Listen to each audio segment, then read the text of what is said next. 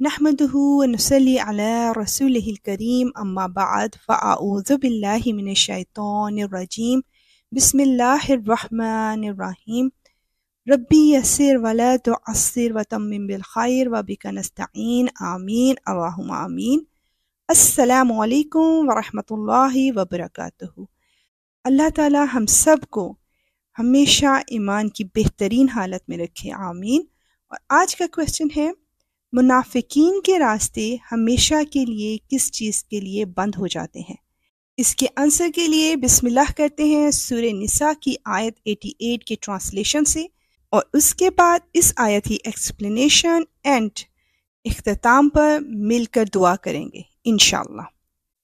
پھر تمہیں کیا ہو گیا کہ منافقین کے بارے میں تم دو گروہ بن گئے، حالانکہ انہوں نے جیسے کام کیے ہیں ان کی بنا پر اللہ نے ان کو اوندھا کر دیا ہے۔ کیا تم یہ چاہتے ہو کہ ایسے شخص کو ہدایت پر لاؤ جسے اللہ اس کی خواہش کے مطابق گمراہی میں مبتلا کر چکا، اور جسے اللہ گمراہی میں مبتلا کر دے اس کے لیے تم ہرگز کبھی کوئی بھلائی کا راستہ نہیں پا سکتے۔ اللہ اکبر۔ اس آیت میں ان منافق مسلمانوں کے مسئلے پر بحث کی گئی ہے جو مکہ میں اور عرب کے دوسرے حصوں میں اسلام تو قبول کر چکے تھے، مگر ہجرت کر کے دارالاسلام کی طرف منتقل ہونے کی بجائے پہلے کی طرح ہی اپنے کافر قوم ہی کے ساتھ ہنسی خوشی زندگی بسر کر رہے تھے، اور تقریباً ان تمام کارروائیوں میں عملاً حصہ لیتے تھے جو ان کی قوم اسلام اور مسلمانوں کے خلاف کرتی تھی۔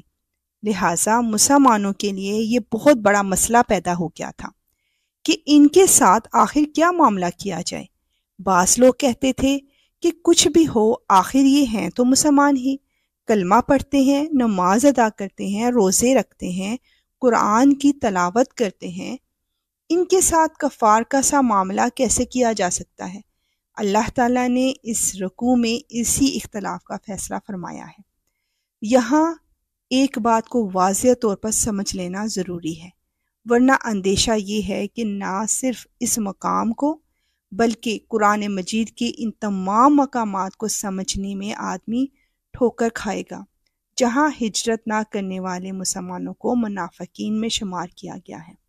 حقیقت یہ ہے کہ جب نبی صلی اللہ علیہ وآلہ وسلم نے مدینہ منورہ کی طرف ہجرت فرمائی، جہاں ایک مومن کے لیے اپنے دین و ایمان کے تقاضوں کو پورا کرنا ممکن تھا، تو عام حکم دے دیا گیا کہ جہاں جہاں جس علاقے اور جس قبیلے میں اہل ایمان کفار سے دبے ہوئے ہیں اور اسلامی زندگی بسر کرنے کی آزادی نہیں رکھتے، وہاں سے وہ ہجرت کریں اور مدینہ کے دارالاسلام میں آ جائیں۔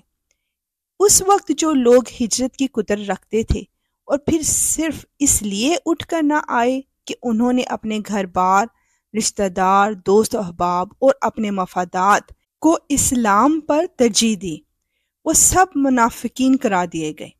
یہاں اب یہ بات کلیئر ہو گئی کہ دارالکفر کے رہنے والے کسی مسلمان کو محض ہجرت نہ کرنے پر منافق صرف اس صورت میں کہا جا سکتا ہے جب دارالاسلام کی طرف سے ایسے تمام مسلمانوں کو یا تو دعوت عام ہو یا کم از کم اس نے ان کے لیے اپنے دروازے کھلے رکھے ہوں۔ اس صورت میں بلا شبہ وہ سب مسلمان منافق قرار پائیں گے جو دارالکفر کو دارالاسلام بنانے کی کوئی سعی بھی نہ کر رہے ہوں، یعنی کوئی کوشش نہ کر رہے ہوں، اور استطاعت کے باوجود ہجرت بھی نہ کریں۔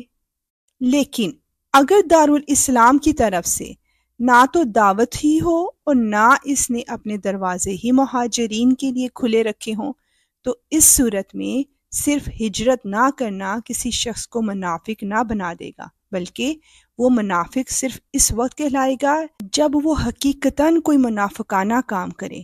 لہٰذا اللہ سبحانہ و تعالیٰ نے انہیں اپنے فائدے اور دنیا کی خاطر آخرت کو ترجیح دینے کی بدولت اسی طرف پھیر دیا جس طرف سے یہ آئے تھے۔ انہوں نے کفر سے نکل کر اسلام کی طرف پیش قدمی کی تو ضرور تھی، مگر اس سرحد میں آنے اور ٹھہرنے کے لیے یکسو ہو جانے کی ضرورت تھی۔ ہر اس مفاد کو قربان کر دینے کی ضرورت تھی جو اسلام و ایمان کے مفاد سے ٹکراتا ہو، اور آخرت پر ایسے یقین کی ضرورت تھی جس کی بنا پر آدمی اطمینان کے ساتھ اپنی دنیا کو قربان کر سکتا ہو۔ یہ ان کو گوارا نہ ہوا، اس لیے جدھر سے آئے تھے الٹے پاؤں ادھر ہی واپس چلے گئے۔ اب اللہ تعالیٰ فرماتا ہے کہ ان کے معاملہ میں اختلاف کا کون سا موقع باقی ہے؟ بے شک اللہ سبحانہ و تعالیٰ دلوں کی راز و تک کو جان لیتا ہے۔ آئیے اب مل کر اللہ سبحانہ و تعالیٰ سے دعا کرتے ہیں۔ اے دلوں کو پھیرنے والے، ہمارے دلوں کو اپنے دین پر مضبوطی سے قائم کر اور قائم رکھ۔ اے اللہ، قیامت کے دن ہمارا حساب نہ لینا۔ اے اللہ، ہم تیری پناہ مانگتے ہیں جھگڑے سے، دو رخی سے اور بدخلقی سے۔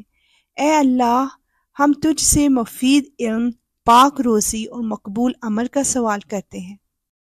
اے اللہ، ہم دنیا اور آخرت میں تجھ سے بخشش اور سلامتی مانگتے ہیں۔ اے اللہ، ہم تجھ سے ہدایت، خدا ترسی، پاک دامنی اور استغنا کا سوال کرتے ہیں۔ یا رب، ہم تجھ سے اچھی زندگی اور اچھی موت مانگتے ہیں۔